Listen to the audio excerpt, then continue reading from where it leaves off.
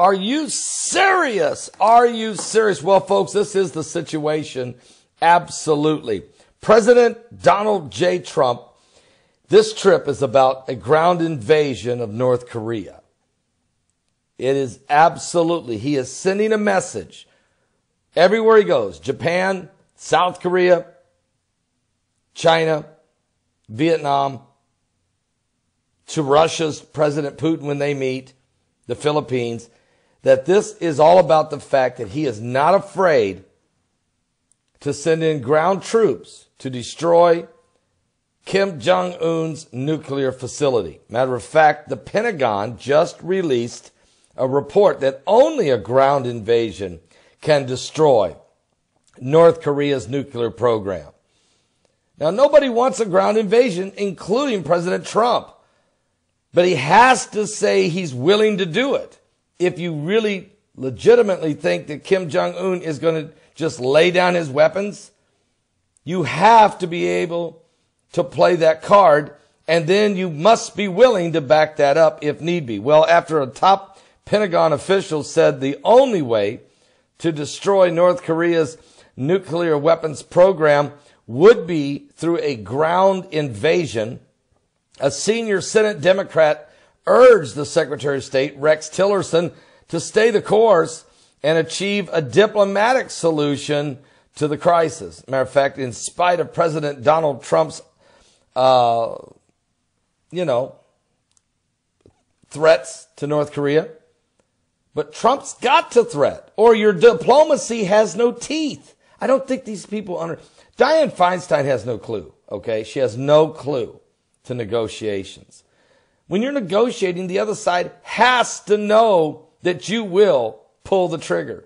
If they absolutely know you won't, then you're wasting your breath in negotiations. You have no leverage. You have to. And you better do it if it comes to that. And that's the way it is. And we don't want it. Nobody wants it.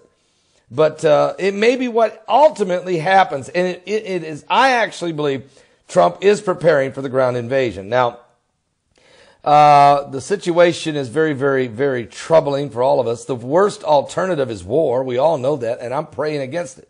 Well, let me just say, the prayers of God's people worked yesterday. Anti-failure was a flop.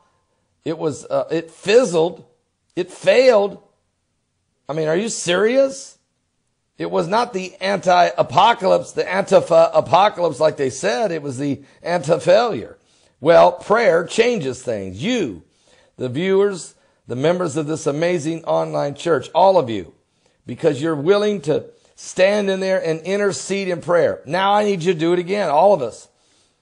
Pray for the president, for the vice president, for this nation, for our military leaders. Pray that somehow a resolution to the situation can be achieved without nuclear thermal war, without ground invasions. It may require, Kim Jong-un needs to be replaced. He needs to be removed from power one way or another. Now, Rear Admiral, Trump himself even threw in another wild card move today. He said, look, I'm certainly open to meeting with North Korea's leader, Kim Jong-un. And Rear Admiral Michael J. DeMont of the Joint Chiefs of Staff offered his blunt assessment of the U.S. option in response to a letter from two congressional Democrats who asked about the casualty assessment in any conflict of North Korea. You got to first ask yourself two questions. What is the casualty assessment if we do a preemptive strike and a ground invasion to take and disassemble the nuclear facility and take Kim Jong-un out of power? The second question you got to ask is, what is the casualty assessment if Kim Jong-un releases and hits Seoul, South Korea with nuclear bombs? Seoul is only 35 miles from the DMZ, from the demilitarized, to the neutral zone. So you have to have both assessments. You can't just have one assessment. You can't say, well, how many people will die if there's an attack? Well, yeah, okay, we need that number, but then how many people will die if there's not? And if he pulls the trigger? So the U.S. are evaluating, we are definitely evaluating North Korea's ability to target heavily populated areas of South Korea with artillery and rockets and ballistic missiles. And according to Dumont, adding that Seoul, South Korea, the nation's capital there, has 25 million people in it, and it's only 35 miles away from the DMZ. Now, casualties would differ depending on the advance warning and the ability of the United States and or South Korea forces could counter such attacks. Dumont said, also mentioning the possibility that chemical and biological weapons might also be used by North Korea because they have a lot of them. And it is the most bleak assessment, said Senator Dianne Feinstein, a member of the Senate Intelligence Committee.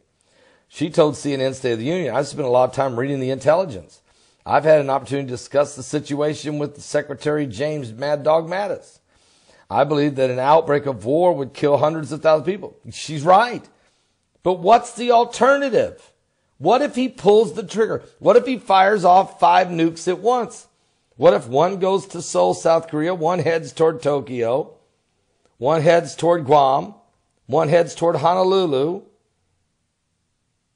And how does this all shake out? Are you serious?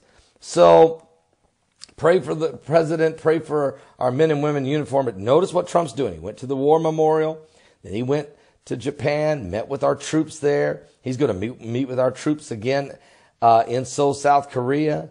He's going to continue to put pressure on world leaders. And he is preparing right now. Trump is preparing for a ground invasion of North Korea. Whether he has to do it or not, we don't know. But you can know this. Preparations are in play. And he wants to send that message to Kim Jong-un that he is preparing to go. And not only is he preparing to go, but he's moving people in position to execute the plan.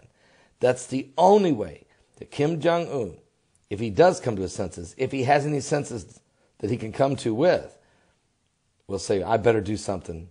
They're serious. Trump's crazy, okay? Or Trump's, the wild card. Or Trump's going to do this. Or Trump is absolutely going to do this. It's not that Trump's crazy. It's that Trump realizes the alternative to do nothing is total annihilation of millions of people. Are you saved? We're on the brink, folks, of the South Asian Armageddon.